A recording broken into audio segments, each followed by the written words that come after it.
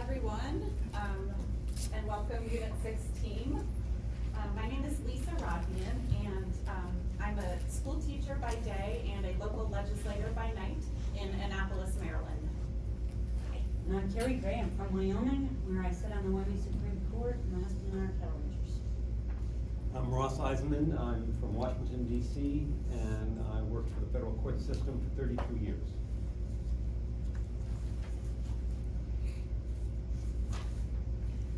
Hallo, meine Name is Savannah Brooks. Hello, my name is Savannah Brooks, and I lived in Germany for 4 years. سلام، اسمي هیوان برهانونا and Addis Ababa نتولدت. Hi, my name is Haiwan Berhanu and I lived in Addis Ababa, Ethiopia. Hola, me llamo Julia. Hi, my name is Julia, and I'm currently learning Spanish to become an immigration attorney. Namaste, मेरा नाम Aditi है. Hello, my name is Aditi, and both of my parents immigrated to this country from India. And on behalf of all of us as Unit 6, our advisor Gretchen Wolfing, and the great state of Washington, thank you so much for taking the time to judge us today. And just for my benefit, because there's some background noise here, make sure you speak up so that I can hear you. I will tell you that was already the most memorable introduction. I liked it. But we will jump into Unit 6, Question 2. Former President Bill Clinton stated, "We cannot become the world's policeman, but where our values and our interests are at stake and where we can make a difference, we must act and we must lead." Do you agree or disagree with this idea, and why? What are the defining characteristics of a leading nation in the 21st century? What conflicts might result from competing views on this issue? Peace, commerce, and honest friendship with all nations. Entangling alliances with none. Thomas Jefferson. The United States, as a leading nation, needs to exercise caution in its hard power and place a greater reliance on soft power to build a positive global reputation. As defined by Joseph Nye, the former United States Assistant Secretary of Defense for International Security Affairs, soft power refers to a country's ability to influence and attract, while hard power relies on methods such as military force to coerce. We agree with former President Bill Clinton's statement that the United States should not be the world's policeman, but should act and lead when our interests are at stake. The United States needs to place less emphasis on its hard powers and more on its soft powers, as hard power has more frequently led to detrimental outcomes. Historically, the United States has used its military force to maintain stability, but it has also been used to control other states, often leading to harmful consequences. For example, the 2003 war in Iraq was a miscalculation of hard power that resulted in hundreds of thousands of deaths and political turmoil as it was launched without sufficient international support. Focusing on soft power is an effective way for the United States to exert global influence. For example, Radio Free Europe was a United States radio broadcasting organization that provided millions of listeners living in the Soviet Union with information and news shortly after World War II. Overall, the United States should minimize its role as the world policeman by utilizing less hard powers in international affairs and placing more emphasis on diplomatic influence. A leading nation in the 21st century must possess technological, military, and economic strength to project a positive image to the world. A leading nation continuously innovates new technologies to improve societies around the world. The smallpox vaccine, for example, greatly revolutionized communities through the sharing of these vital technologies developed in leading nations. Additionally, a country should prioritize its military strength to preserve national security, as a militarily weak country cannot protect its own citizens, let alone others. However, diplomacy must still be utilized to promote peaceful conflict resolution. Furthermore, a leading nation must invest in its citizens while promoting foreign trade to boost its economy and raise living standards. Through economic power, a great nation can better support countries seeking aid. For example, the United States 2024 budget request for the State Department and the United States Agency for International Development is $63.1 billion for foreign assistance and diplomatic engagement. According to Brand Finance's Global Soft Power Index, the United States has recently fallen in its level of soft power. To regain this loss, the country should prioritize promoting equality and justice globally through its technological and economic abilities. By doing so, our country will project a positive image of itself, thus serving as a guide for the rest of the world. Competing views on the extent to which the United States should exert its military power globally often results in conflict.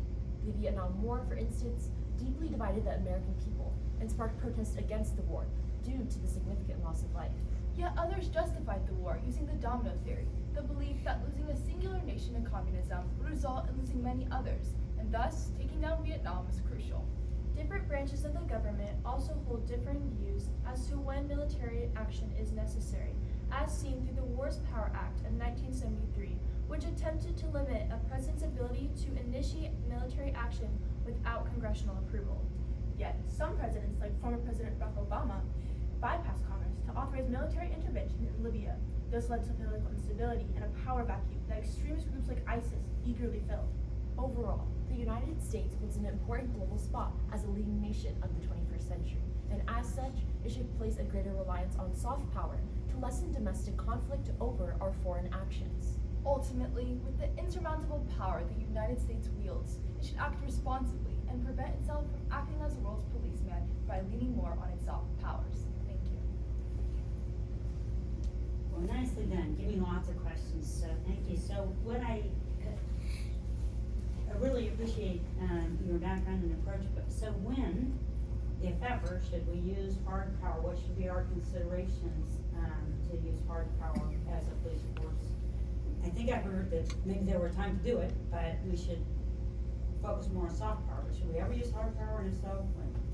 A good example of when we need to use hard power is when we are helping other countries with humanitarian needs. One prime example is in Bosnia.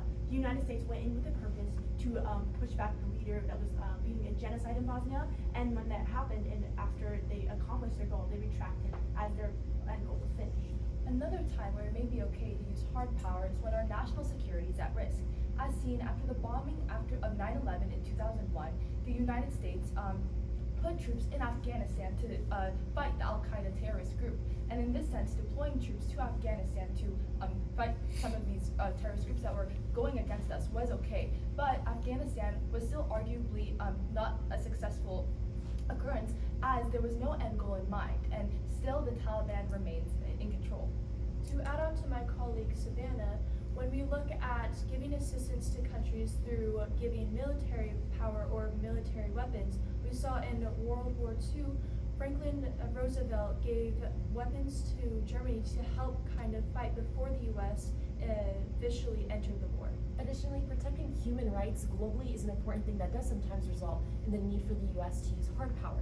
For example, genocide is something that is inherently inhumane, and with the genocide that occurred in Rwanda, the U.S. intervened and tried to help solve this issue. However, that also goes into the issue of how sometimes U.S. intervention is not helpful to the intent that it wants to be, because with the issue of Rwanda, there were two tribes fighting against one another, the Hutus and Tutsis, and the U.S. didn't really understand the nuances of the issue that the genocide was resolved against, and therefore it wasn't as successful as they hoped it to be.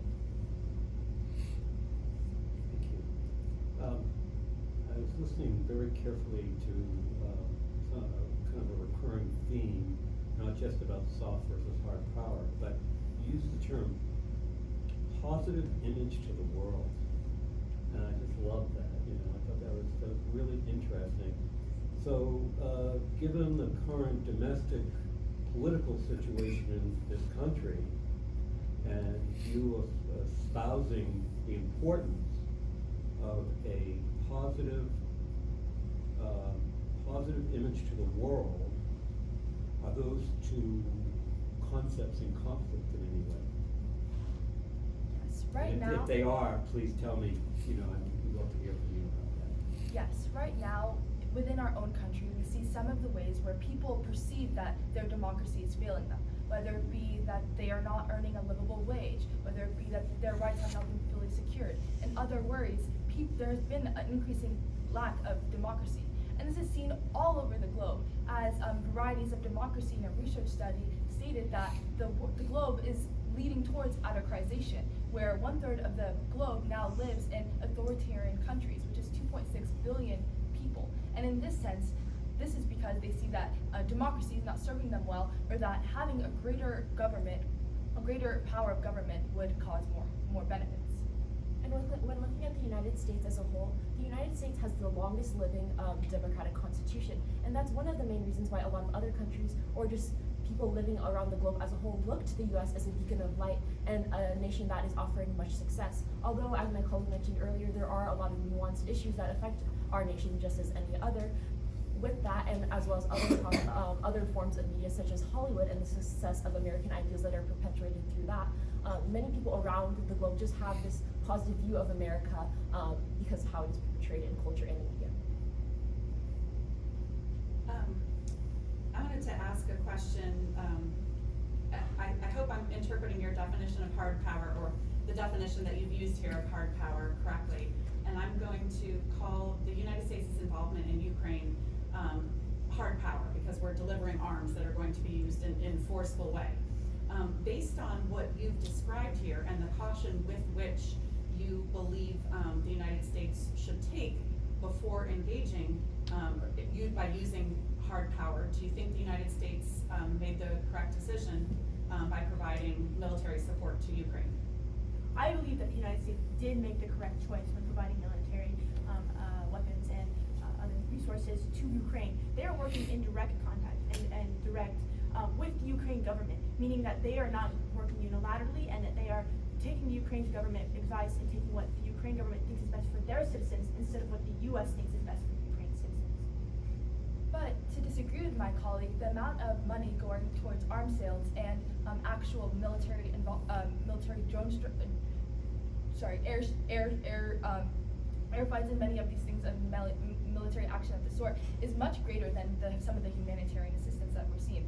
Since the Russia-Ukraine war, $2.5 billion has been given in military assistance, where only $740 million has been given in humanitarian aid. And sort of this mismatch has led some of the worries around what United States foreign policy strategy is and whether it can be more soft, as we state. However, it is necessary for the U.S. to provide this aid, in my opinion, towards military weapons. One thing we can see is on the other side for Russia, going back over 30 years to the history of the Soviet Union themselves provided much soft power through humanitarian and foreign aid to other countries, and that has had a long-lasting effect to the present day, where now we see around 86 countries have lent their support to Russia in the Russian-Ukraine conflict, and much of that goes back to the need for those countries feeling the need to re-give back that alliance of over 30 years ago.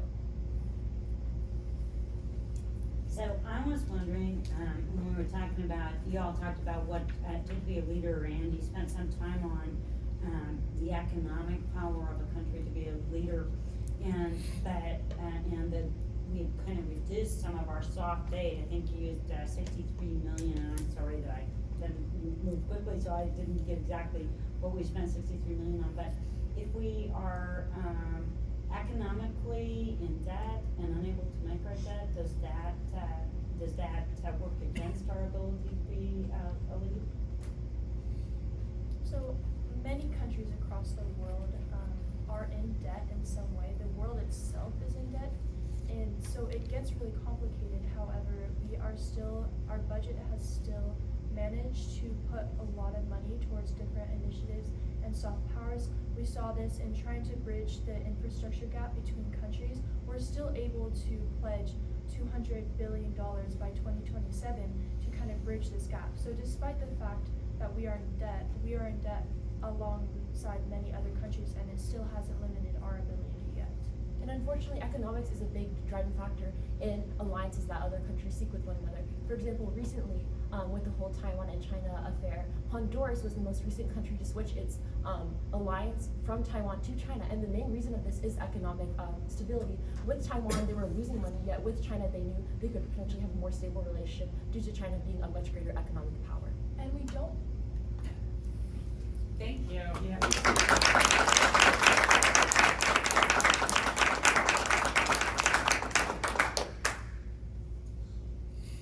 We so appreciate the opportunity to be here, and you are very impressive, and the effort that you've obviously taken to research and to understand these concepts, difficult as they are, the ability that you have to pull on historic facts, current affairs, and then the application of the concepts that you have to a question that you don't know is coming. It's really impressive, and you've obviously earned your way here through hard work and, application, and it just, gives us great hope for the future of the nation, and I hope, you young ladies who are gonna go out and do all these incredible things, really, achieving those and can lead us, into a future, so. I echo a lot of the things that my colleagues said. You, by being here, being in this position, you are already leaders, so please continue to be leaders as you go, beyond high school, into your futures. You worked so well as a team, and clearly, just from your opening statement, you really put a lot of effort into that. But you continued that in the follow-up questions. You continued to really play off of each other, and I thought that you did that very, very well. Yeah, and I agree about the teamwork concept and how important that is.